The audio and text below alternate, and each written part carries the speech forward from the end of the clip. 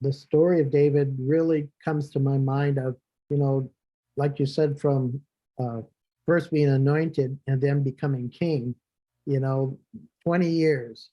And we make a lot of mistakes in 20 years, you know, but it's all about whether it's disappointment or betrayal or success, whatever it might be. It's to perfect that which he's called us to become. And even when he was king, then, and then he still erred on the ways until finally God got a hold of his heart. And of course, the prophet, you know, says, "You are that sheep," you know, and it's like, talk about then what do you do with that information? You know, first thing is about our own guilt and shame, which is actually a good thing in a sense of recognizing we made an error. But the good part of that is God is still loving, God is kind. And so David flipped the script and says, "Okay, God, I'm going to serve you with all my heart."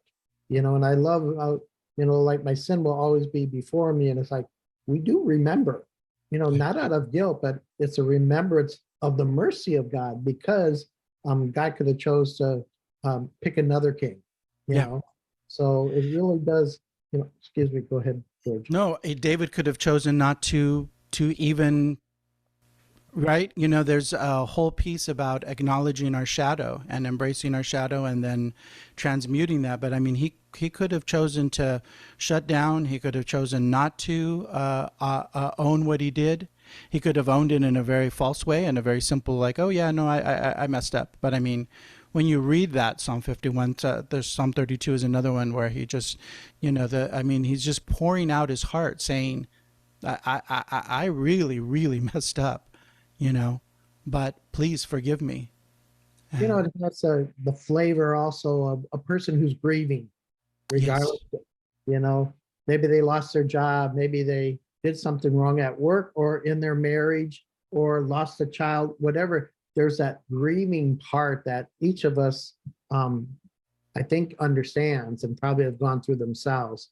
And we try to avoid it, you know, at least when we're in it, we don't even know we're in it. We're somewhere, but we don't know where we are.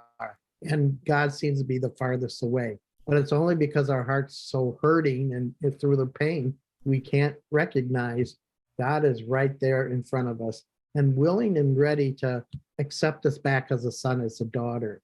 And to me, that's what I think speaks for everyone here, you know, in our dialogue tonight. It really does have an effect on society, but also our lives.